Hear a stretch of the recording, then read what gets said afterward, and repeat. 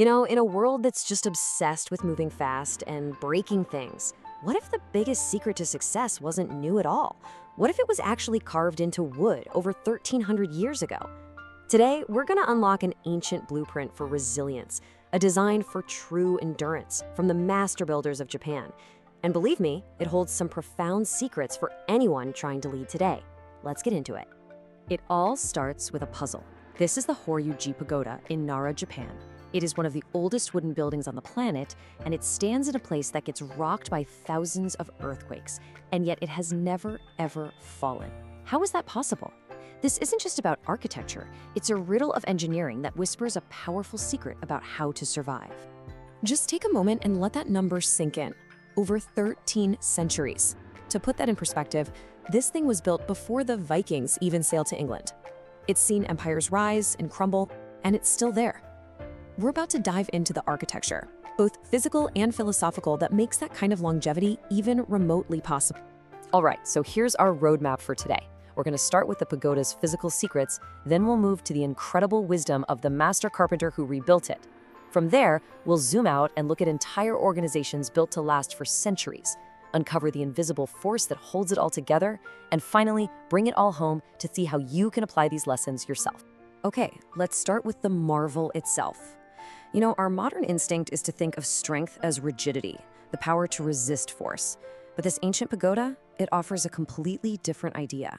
It teaches us that real endurance doesn't come from fighting nature, but from designing a system that can actually move in harmony with it. The first secret is something called the Shinbashira, or the central pillar. Now, look closely at how this works because it's brilliant. This massive timber isn't actually holding anything up. It's not connected to the 5 floors around it. It basically floats independently inside the structure. So when an earthquake hits, the floors sway, and this central pillar acts like a giant counterweight, a shock absorber that calms the vibrations and keeps the core stable. And the second secret? It's called Kigumi, this incredible art of interlocking wood joinery.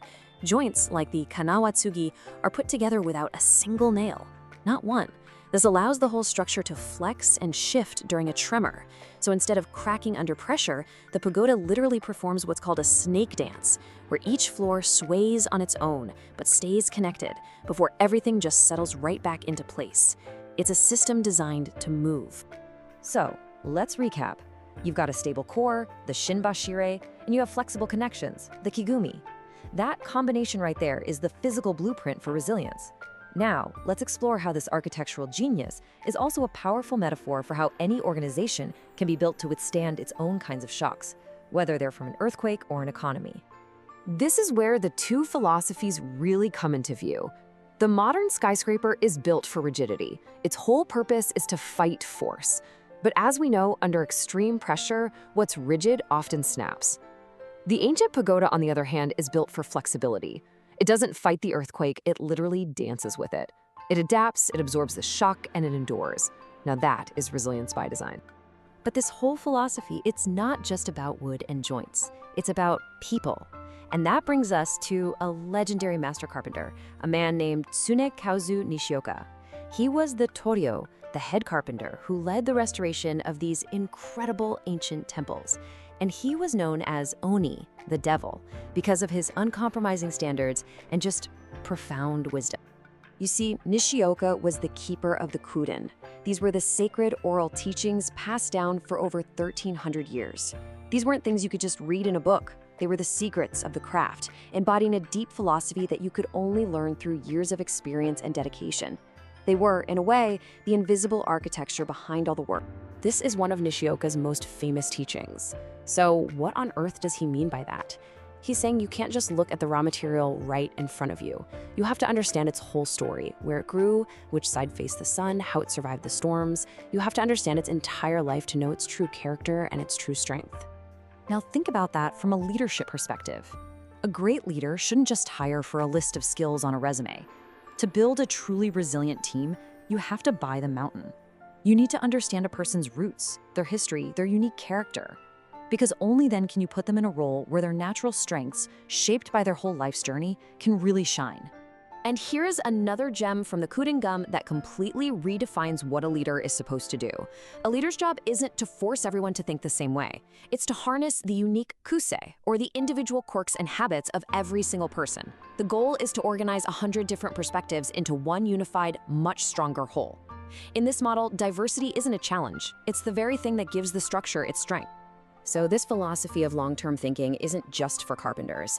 It is woven into the very fabric of Japanese business culture through what are called the Shinise.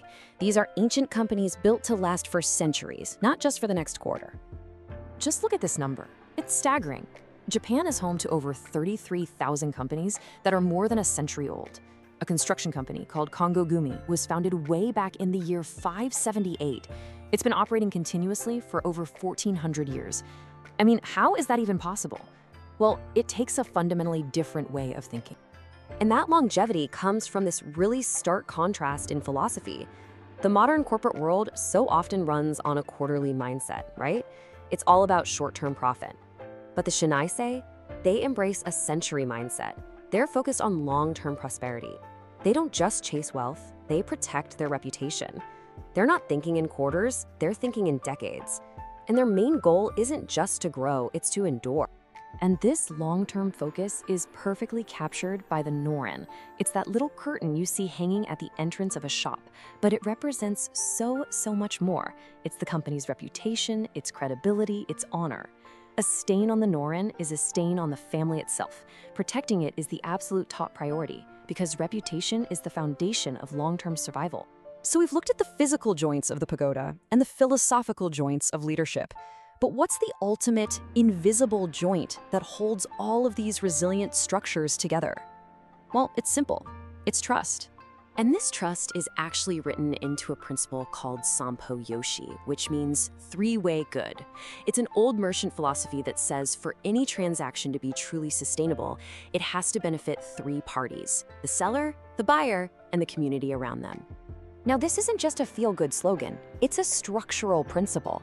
If any one of these three pillars is weak, the entire system becomes unstable. It's a recognition that a business doesn't exist in a vacuum. Its long-term health is directly tied to the health of its customers and its community. And this is what creates an ecosystem of mutual trust and benefit that lasts. This ancient idea has never been more critical than it is right now. Think about it. In a future driven by AI, almost everything can be automated, except for trust. Trust is the uniquely human, invisible joint. It's the ultimate competitive advantage. It's the foundational element that makes an organization, a relationship, or a community truly unbreakable. So, we've traveled from a wooden tower all the way to a business philosophy. Now, for the final step, it's time to turn these lessons inward. How do you start building your own architecture of resilience in your work, on your team, or even in your own life? I want you to really think about this. What is your central pillar, the Shinbashira of your organization? What's the one thing that provides stability when everything else around you is shaking?